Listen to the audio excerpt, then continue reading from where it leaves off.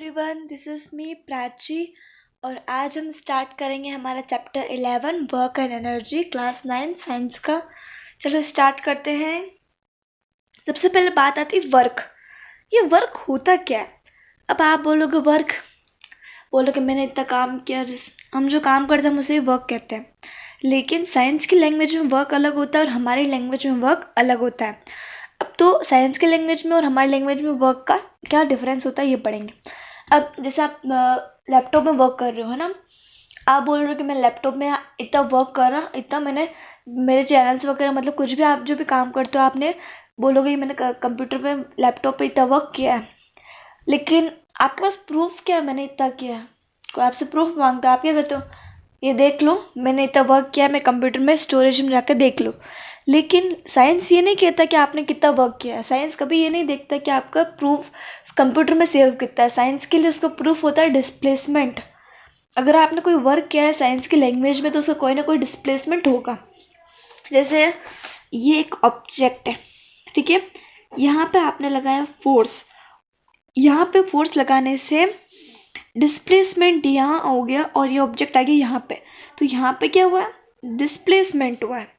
Science की language में अगर आपने कोई भी वर्क किया है या फोर्स लगाया है, वर्क में आप फोर्स लगाओगे और फोर्स लगाने में अगर डिस्प्लेसमेंट होता है तो वही कहलाएगा कि आपने इतना वर्क किया है। एक और एग्जांपल ले लो। ऐसे कोई दीवार है ना, आप दीवार को चाहे धक्का लगा पूरे दिन भर लगा रहे हो, धक्का पूरा लगाते हो, आपको बहुत टाइम हो गया लेकिन दीवार हिली नहीं। तो आप क्या कहोगे? मैंने इतना वर्क तो कर लिया, मैंने वर्क तो किया लेकिन कोई डिस्प्लेसमेंट तो हुई नहीं, दीवार तो किसकी नहीं। तो मतलब साइंस की लैंग्वेज में आपका वो वर्क आपने जो किया साइंस की लैंग्वेज में आपने वर्क नहीं किया है। ओके, आई थिंक आपको क्लियर हो गया होगा वर्क। साइंस की लैंग्वेज में हम वर्क किसे कहेंगे। अब वर्क की डेफिनेशन क्या होती है? आपके एग्जाम में आ जाए वर्क क्या होता है तो आप क्या लिखोगे? Work is the product of the force and displacement cause by the force. अब वर्क क्या होता है? एक प्रोडक्ट होता है।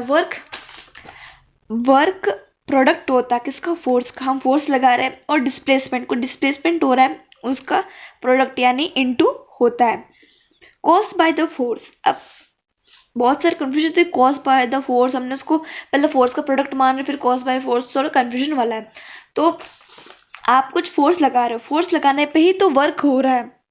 तो वर्क कैसे हो रहा है? कॉज बाय फोर्स का मतलब यहाँ पे है कि आप कॉज बाय द फोर्स का यहाँ पे मतलब है कि आपने कितना वर्क किया है। आप कुछ फोर्स लगाओगे तभी तो आपका वर्क डन होगा, तभी तो डिस्प्लेसमेंट होगा। तो ये आप क्लियर रखेगा ये definition. Work is the product of the force and displacement cause by the force. Clear? Okay, next topic is ऐसा यूनिट ऑफ वर्क। अब ऐसा यूनिट ऑफ वर्क क्या होती है? तो हमें पता होता है, हमने देखा अभी वर्क इक्वल्स में फोर्स इनटू डिस्प्लेसमेंट। तो वर्क हमें पता है, फोर्स की क्या होती है ऐसा यूनिट? न्यूटन। डिस्प्लेसमेंट की मीटर। तो न्यूटन मीटर को हम क्या कहते हैं? जूल। क्या कहते हैं? जूल। तो ऐसा यूनिट ऑफ वर्क होती है जूल। अब सीजीएस यूनिट, सीजीएस यूनिट यानी होता है सेंटीमीटर, ग्राम और सेकंड, ठीक है। तो इस सीजीएस यूनिट क्या होती है जूल की? मतलब वर्क की सीजीएस यूनिट होती है अर्ग। क्या होती है? सीजीएस यूनिट ऑफ वर्क होती है अर्ग। क्लियर?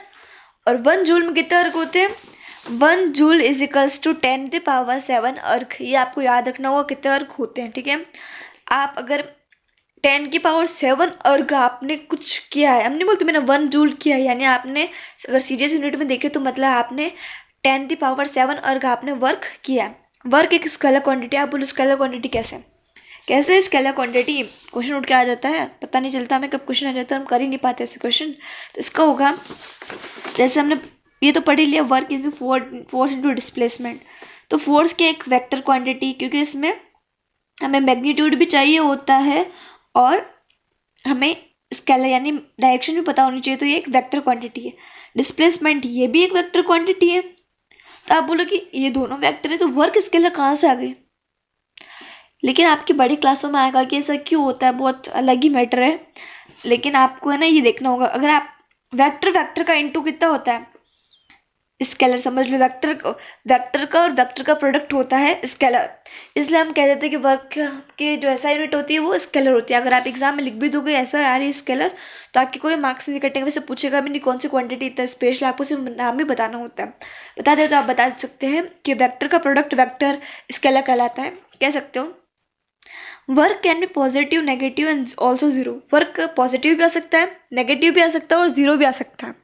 ठीक है, अब this is complete our part 1। So thank you so much. अगर आपको वीडियो अच्छा लगा तो please like share and subscribe. Thank you, bye.